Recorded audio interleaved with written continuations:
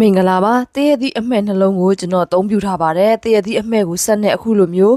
ကြိတ်ပေးသွားပါမယ်ကြိတ်တဲ့အခါမှာအဖက်တွေလုံးဝမကြံအောင်လုံးဝပြစ်နှစ်သွားတဲ့အထီအောင်ကျွန်တော်တို့ကြိတ်ပေးသွားပါမယ်အဲ့ဒါမှကျွန်တော်တို့မုတ်လုပ်တဲ့အခါမှာအယောင်လှမှာပါ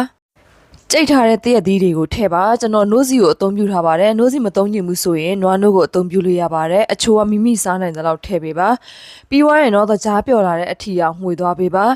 ပီလောပီနံမုတ်6စွန်းကိုကျွန်တော်အသုံးပြုထားပါတယ်အသားပျော့လေးစားခြင်းတဲ့အတွက်ကောက်ညင်းမုတ်2စွန်းကိုလည်းကျွန်တော်ရောပြီးတော့အသုံးပြုထားပါတယ်မုတ်အသားပျော့ကြီးမစားခြင်းဘူးဆိုရင်တော့ကောက်ညင်းမုတ်မထည့်ပါနဲ့ဒါကတော့ကျွန်တော်တို့အသုံးပြုမဲ့ပကံတွေကိုစီနဲ့ထည့်ပြီးတော့အခုလိုမျိုးမုတ်အသားလေးမုတ်နှစ်လေးကိုထည့်ပေးသွားမှာပဲဖြစ်ပါတယ်အပေါ်ကနေအုပ်ဆောင်လေးပဲဖြစ်ဖြစ်ပကံလေးဖြစ်တစ်ခုခုကျွန်တော်တို့အုပ်ပေးထားရပါမယ်ပေါင်းတဲ့အချိန်မှာရေဝဲနိုင်ပါတယ်မုတ်အသားကြက်လာမကြက်လာစမ်းတဲ့အခါမှာကျွန်တော်တို့ဒုတ်အချွန်လေးနဲ့ထိုးကြည့်ရပါမယ်ဒုတ်မှာမုတ်အနှစ်တွေကတ်သေးရဆိုရင်တော့ကျွန်တော်တို့ရဲ့မုတ်ကမရသေးပါဘူးထိုးကြည့်တဲ့အခါမှာဘာမှမကတ်တော့ဘူးဆိုရင်တော့ဒီမုတ်ကကြက်သွားပါပြီမုတ်ကလေးကြက်သွားပြီဖြစ်တဲ့အတွက်ကျွန်တော်တို့အောက်မှာအေးခံထားတဲ့အချိန်မှာဒီမုတ်ကိုကျွန်တော်အုံးစီချက်နဲ့တွဲစားမှာဖြစ်ပါတယ်အုံတို့တပူကိုအခုလိုမျိုးမီးနဲနဲလေးနဲ့ကျွန်တော်စီချက်ချက်သွားပါတယ်။ဘာအရသာမှတော့ကျွန်တော်မထည့်ပါဘူး။သူ့ရဲ့တဘာဝအရသာစိတ်စိတ်လေးနဲ့စားခြင်းလို့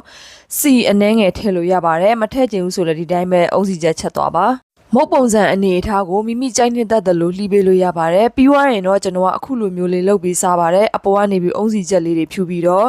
တရက်သီးနဲ့လှုပ်ထားတာဖြစ်တဲ့အတွက်တရက်သီးအနံ့မှုမွေးလေးနဲ့အပေါ်အုံးစီချက်လေးအုပ်လိုက်တဲ့အချိန်မှာဒီမုတ်ကလေးကအရန်ကြီးကိုစားလို့ကောင်းပါတယ်။တခါမှမလှုပ်စားဘူးဆိုရင်တော့လှုပ်စားကြည့်ပါ။